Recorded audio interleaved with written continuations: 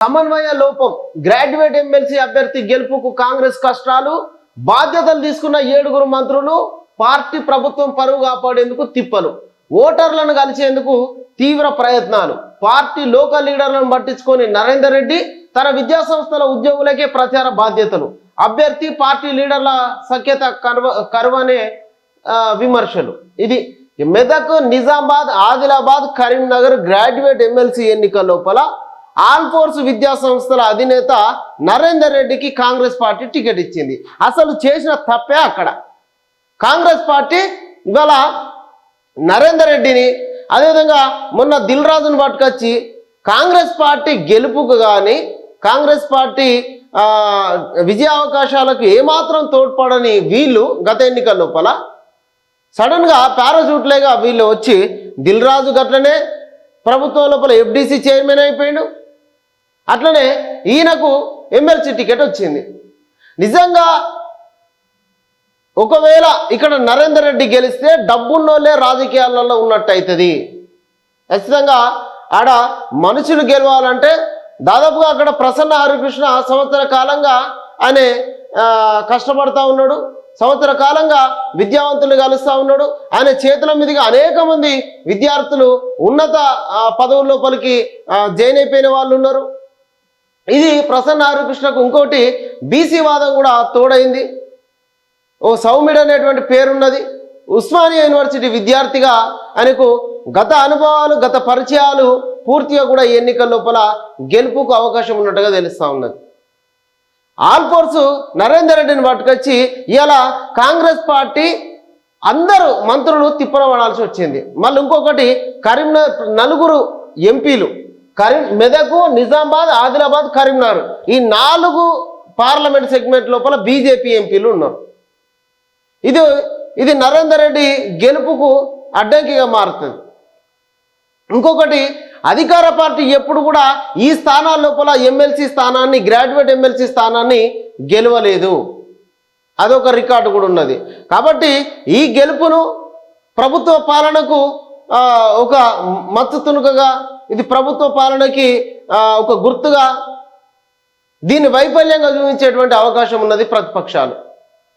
కాబట్టి అందరు మంత్రులు తిప్పల పడతా ఉన్నారు. ఆల్ ఫోర్స్ నరేందర్ రెడ్డి ఆయన సంస్థలోనే పనిచేసేటువంటి వాళ్ళకే ప్రచార బాధ్యతలు అప్పచెప్పిండు. కనీసం అక్కడ ఉన్నటువంటి లోకల్ లీడర్లు అయినటువంటి కాంగ్రెస్ లీడర్లకు ప్రచార బాధ్యతలు కూడా కట్టబెట్టినటువంటి పరిస్థితి. ఎవరితో కూడా సరిగ్గా సమన్వయం చేసుకున్నటువంటి పరిస్థితి. అందరూ ఇక్కడ చెమటోడ్చాల్సినటువంటి పరిస్థితి మారింది.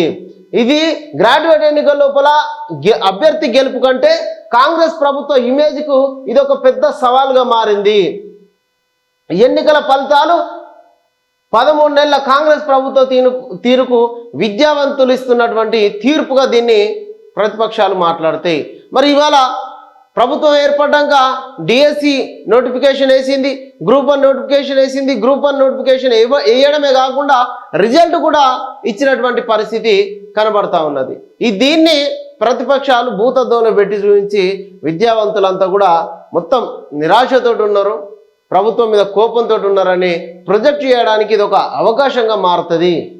గ్రాడ్యుయేట్ పైన కాంగ్రెస్ ఫోకస్ ఎట్లయినా కైవసం చేసేందుకు ఆరాటం రంగంలోకి సీఎం రేవంత్ రెడ్డి. ఇది పరిస్థితి. ఆల్ ఫోర్స్ నరేందర్ రెడ్డి గెలుపు కోసం అందరు దానిలాడాల్సి వస్తున్నది. ఒకవేళ ఈయన గెలిస్తే రాజకీయాలకు డబ్బే అవసరం అని చెప్పినట్టు అవుతుంది. రాజకీయాల లోపల విద్యావంతులు ప్రతిభావంతులు కూడా రావాలి అని అంటే ప్రసన్న హరికృష్ణ గెలవాల్సి ఉన్నది. ఏపీకి అంజనీ కుమార్ మరో 2 IPSలు అభిషేక్ మహంతి అభిలాష బిస్తా సైతం కేంద్ర హోంశాఖ ఆదేశాలు 24 గంటల్లో జాయిన్ అవ్వాలని స్పష్టీకరణ. తెలంగాణలో పనిచేస్తున్న మాజీ DGP అంజనీ కుమార్ మరో 2 IPSలు అభిషేక్ మహంతి అభిలాష్ బిస్తాను ఏపీలో జాయిన్ కావాల్సిందే కేంద్ర హోంశాఖ శుక్రవారం ఆదేశాలు జారీ చేసింది.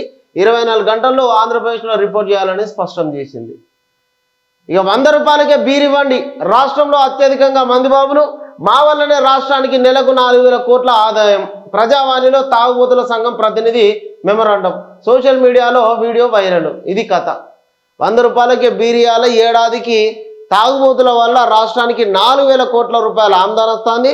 మరి రూపాయలకే బీరు పెట్టాలని అంటే ఇక ఇంకా ఆమ్దాని ఇంకా పెరుగుతుంది.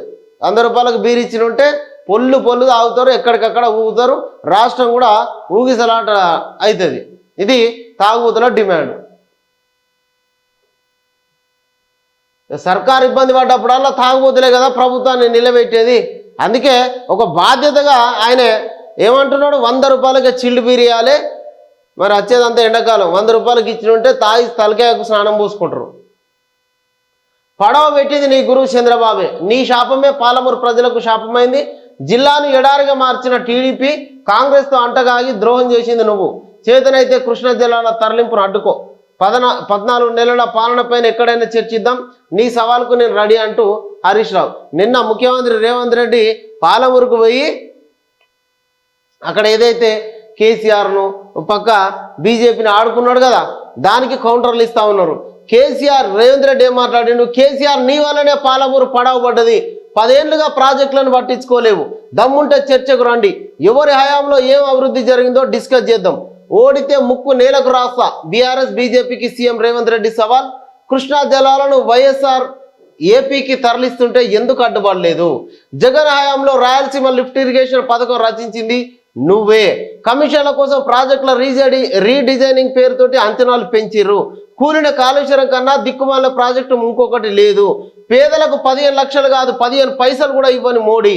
ఇందిరమ్మ ఇండ్లు లేని ఊర్లలో మేము పోటీ చేయం, డబుల్ బెడ్రూమ్లు ఉన్న ఊర్లలోనే బీఆర్ఎస్ పోటీ చేయాలి. నారాయణపేట జిల్లాలో రేవంత్ రెడ్డి ఇందిరమ్మ ఇండ్లతో పాటు పలు అభివృద్ధి కార్యక్రమాలకు శంకుస్థాపన. ఇది పాలమూరులో ఉన్నటువంటి ఇక చూడండి, కృష్ణా జలాలను తీసుకుపోతా అంటే అప్పుడు వైఎస్ రాజశేఖర రెడ్డికి ఏం అడ్డుపడలే. ఆ తర్వాత జగన్ హయాం లోపల రాయలసీమ లిఫ్ట్ ఇరిగేషన్ తోటి నీళ్లు పట్టుకోపోతా అంటే దగ్గరుండి మరి దోషిపెట్టిర్రు. అక్కడికి పోయి మంచిగా చేపల పులుసు కూడా తినచ్చిర్రు. ఇట్లాంటి అడ్డం చెప్పలే. ఇప్పుడు కమిషన్ల కోసం మళ్ళీ ఆ ప్రాజెక్టుల రీడిజైనింగ్ పేరుతోటి లక్షల కోట్లు అవినీతి జరిగింది. ఇది తెలంగాణ ప్రాజెక్టుల పైన బీఆర్ఎస్ పార్టీకి ఉన్నటువంటి చిత్తశుద్ధి. మాకున్నటువంటి చిత్తశుద్ధి ఏందో, గత 13 నెలల లోపల మేము చేసినటువంటి అభివృద్ధి ఏందో చర్చకు బహిరంగ చర్చకు సిద్ధమని చెప్పేసి రేవంత్ రెడ్డి సవాల్ విసిరిండు. ఓడితే దమ్ముంటే చర్చకు రాళ్ళు, ఎవరి హయాంలో ఎంత అభివృద్ధి జరిగిందో చర్చ చేద్దాం, ఓడితే ముక్కు నేలకు రాస్తా అంటూ బీజేపీ బీఆర్ఎస్కు రేవంత్ రెడ్డి సవాల్ విసిరిండు. బీసీలపైన కాంగ్రెస్ స్పెషల్ ఫోకస్. నేడు ప్రజాభవన్లో బీసీ సంఘాలు ప్రజాప్రతినిధులతోటి సమావేశం. హాజరు కానున్న CM, deputy CM, TPCC chief. ఇది బీసీల పైన ఎట్లాగో అసెంబ్లీ లోపల తీర్మానం పెట్టి కేంద్రానికి పంపించేటువంటి ఆలోచన కూడా ఉన్నది. 42% రిజర్వేషన్ కోసం రాజ్యాంగ సవరణ చేయాలని చెప్పేసి కేంద్ర ప్రభుత్వాన్ని డిమాండ్ చేస్తూ ఉన్నారు. ఒకవేళ చట్ట సవరణ జరగనట్లయితే 42% రాజకీయంగా మేము అవకాశాలు కల్పిస్తామంటూ కూడా రేవంత్ రెడ్డి స్పష్టం చేయడం జరిగింది. ఇది కాంగ్రెస్ పార్టీకి బీసీల పైన ఉన్నటువంటి చిత్తశుద్ధి. మళ్ళా అసెంబ్లీ సెషన్ పెట్టేటువంటి అవకాశం కూడా ఉన్నది. దాంట్లోనే తీర్మానం చేసి పంపుతారు. ఇక టీపీసీసీ విస్తృత స్థాయి సమావేశం వాయిదా. ఎమ్మెల్సీ ఎన్నికల తర్వాత తేదీ ప్రకటన. ఇక కాంగ్రెస్కు మాజీ ఎమ్మెల్యే కోనప్ప గుడ్ బై. ఈయన వచ్చిందే తెలియదు, గుడ్ బై ఎప్పుడు చెప్పిండు. నిధులపైన చర్చకు మేము సిద్ధం. తెలంగాణకు కేంద్రం ఎంతో ఇచ్చింది. ఎల్ఆర్ఎస్ పేరుతో 50,000 కోట్ల దోపిడీకి సర్కార్ ప్లాన్ చేస్తూ ఉన్నది. ఎమ్మెల్సీ ఎన్నికల్లో కాంగ్రెస్ పార్టీకి అభ్యర్థులు కరువు. ముస్లింలను బీసీలోంచి తొలగించాలి. కేంద్ర హోంశాఖ సహాయ మంత్రి బండి సంజయ్ ఏందో నిధులపైన. ఇది మనకు అర్థమైతేనే ఉన్నది. బడ్జెట్ పెట్టినప్పుడల్లా బీజేపీ ఎంపీలు కనబడరు. ఇటు తెలంగాణ కనబడరు, అటు ఢిల్లీలో కనబడరు. బడ్జెట్ సెషన్ అయిపోయి ఎక్కడదక్కడ అంత సద్దుమనినాక వీళ్ళు మైకుల ముందుకు వస్తారు. మళ్ళా తెలంగాణకు తెచ్చింది గుండు సున్నా. విభజన హామీలను ఇప్పటి వరకు విభజన హామీలకు సంబంధించి ₹1 కూడా తీసుకొచ్చిన పాపాన పోలే. ఎన్నో ప్రాజెక్టులు ఉన్నాయి కానీ ఏ ప్రాజెక్టు కూడా తీసుకురాలే. బయ్యారం ఉక్కు ఫ్యాక్టరీకి మేము నిధులు ఇయ్యం, అక్కడ అసలు మనకు ఆడ ఉక్కే నాణ్యమైంది కాదు అని చెప్పేసి కిషన్ రెడ్డి మాట్లాడుకుంటూ వచ్చింది. ఆదిలాబాద్లో సిమెంట్ ఫ్యాక్టరీ కోసం నిధులు పట్టుకురాలంటే అట్లా పట్టుకురాలి.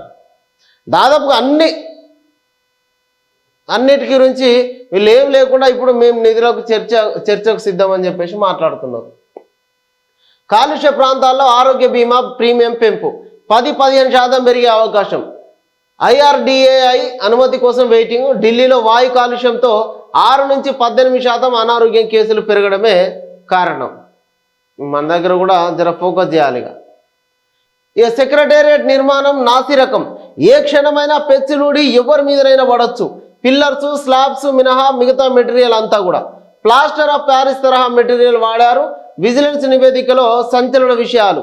320 కోట్లతో కంప్యూటర్లు, ఎలక్ట్రానిక్ డివైజెస్ కొనుగోలు. ఆర్థిక శాఖ అనుమతి లేకుండానే. తెలంగాణ సచివాలయ నిర్మాణంలో అనేకమైన నాణ్యత లోపాలున్నాయని విజిలెన్స్ అండ్ ఎన్ఫోర్స్మెంట్ విచారణలో అధికారులు గుర్తించారు. కాళేశ్వరం ఒకటే నాసిరకంగా కట్టి తెలంగాణ ప్రజల సొమ్మును నీలపాలు చేసిర్రు అనుకున్నాం. ఇప్పుడు తెలంగాణకే తలమానికమైనటువంటి సెక్రటేరియట్ను కూడా నాసిరకమైనటువంటి కట్టడంతో, నాసిరకమైనటువంటి ఇది ప్లాస్టర్ ఆఫ్ ప్యారిస్ తోటి కట్టేసరికి పెచ్చులు ఊడిపోతున్నాయి. ఏ క్షణమైనా ఎవరు తలకాయనన్నా వాడొస్తాడు పలగొస్తున్నాడు. ఇది చూడరు. ఇక కింద ఆడ తిరగాలంటే కూడా భయపడతారు. ఇక తెలంగాణ సచివాలయ నిర్మాణంలో ఎట్లాంటి నాణ్యతల లోపాలు, అనేకమైనటువంటి నాణ్యత లోపాలు ఉన్నాయని విజిలెన్స్ అండ్ ఎన్ఫోర్స్మెంట్ విచారణలో అధికారులు గుర్తించారు. ఇది కథ. ఇక చైనాలో ఇంకొక వైరస్ కోవిడ్ని ఓలి ఉన్నట్టు గుర్తింపు. గబ్బిలాల్లో కనుగొన్న పరిశోధకుల బృందం HKU5-CoV-2గా నామకరణం. జంతువుల నుంచి నేరుగా మనుషులకు వ్యాపించే అవకాశం. కథం మీరు మళ్ళొకటి మోపు చేసి వీళ్ళు చైనా వాళ్ళు. కేసీఆర్ హరీష్కు బిగ్ రిలీఫ్. కింది కోర్టులో వ్యక్తిగత హాజరు నుంచి మినహాయింపు. క్వాష్ పిటిషన్ పైన హైకోర్టు తీర్పు. గతంలో మేడిగడ్డ బ్యారేజ్ నిర్మాణంలో అవినీతి పైన రాజలింగమూర్తి పిటిషన్. ఫిర్యాదుదారుడి మరణం తమ దృష్టికి వచ్చిందన్న ధర్మాసనం. ఇదే కథ. రాజలింగమూర్తి మేడిగడ్డలో జరిగినటువంటి అవినీతి పైన ప్రశ్నిస్తే కోర్టులో కేసేస్తే బెదిరింపులు, వినకపోతే చంపేయడాలు. ఇది బీఆర్ఎస్ పార్టీకి గతం లోపల వామన్రావు దంపతులు, బీఆర్ఎస్ పార్టీ లీడర్లు, ఆ లీడర్ల అండదండలతో జరుగుతున్నటువంటి ఈ హత్యలకు బీఆర్ఎస్ పార్టీ సమాధానం చెప్పాలి. వామన్రావు దంపతుల హత్య, ఇప్పుడు రాజలింగమూర్తి హత్య. ప్రశ్నిస్తే కేసులు, వినకపోతే దాడులు, అయినా కూడా వినకపోతే హత్యలు. ఇది బీఆర్ఎస్ పార్టీ నైజంగా మారింది. వెటర్నరీ యూనివర్సిటీ వీసీగా జ్ఞానప్రకాష్. రాష్ట్ర ప్రభుత్వం ఉత్తర్వులు జారీ. ఇన్నాళ్ళు ఇన్ఛార్జి వీసీగా కొనసాగిన ప్రిన్సిపల్ సెక్రటరీ సభ్యసాచి ఘోష్. కాలేజీ యూనివర్సిటీ వీసీ నియామకం ఇంకెప్పుడు? 10 ఏళ్లు గడుస్తున్న భర్తీకి నోచని పోస్టు. ఏళ్లుగా డిప్యుటేషన్ పైన ఒకే వ్యక్తి. గత ఏడాది జూన్లో నోటిఫికేషన్. ఇంకా ముందుకు సాగని ప్రక్రియ. సీనియారిటీని పరిగణలోకి తీసుకోవాలన్న డిమాండ్. కంట్రోలర్ ఆఫ్ ఎగ్జామినర్ పోస్టులో దంత వైద్యుడు. 10 ఏళ్ల క్రితం ఏర్పాటు చేసిన కాలేజీ హెల్త్ యూనివర్సిటీలో కీలక పోస్టులు భర్తీకి నోచడం లేదు. యూనివర్సిటీలో వీసీ మొదలు అనేక పోస్టులు ఖాళీగా ఉన్నాయి. ఫలితంగా సమస్యలు ఉత్పన్నమవడంతో పాటుగా వైద్య విద్యలో ప్రమాణాలు పాటించడంలోనూ యూనివర్సిటీ వెనుకబడుతుందన్న విమర్శలు వస్తున్నాయి. కాలేజీ ఆరోగ్య విశ్వవిద్యాలయ పరిధిలోని సుమారు 350 యూజీ, పీజీ, దంత, నర్సింగ్, పారామెడికల్ కాలేజీలు ఉన్నాయి. వీటి పర్యవేక్షణకు అనుగుణంగా పోస్టులు అవసరం ఉంటాయి. కానీ ఆ పోస్టులన్నీ కూడా పెండింగ్లో ఉన్నాయి. అనేక సమస్యలతో ఉన్నది. వెంటనే దానికి వీసీని నియమించాలని చెప్పేసి ఒక వార్త అయితే ఉన్నది. ఇక ప్రపంచ సమస్యలు పరిష్కరించే లీడర్స్ భారత్కు అవసరం. అన్ని రంగాల్లోనూ అసాధారణ నాయకులను తీర్చిదిద్దాలి. ఏ దేశ అభివృద్ధిలోనైనా మానవ వనరుల పాత్ర కీలకం. స్కూల్ ఆఫ్ అల్టిమేట్ లీడర్షిప్ ప్రోగ్రాంలో మోడీ నా అన్నయ్య. భూటాన్ PM దాషో షెరింగ్ తోబ్గే. ఇది కథ. ఇప్పటివరకు ఉన్నటువంటి వార్తలు ఇవి.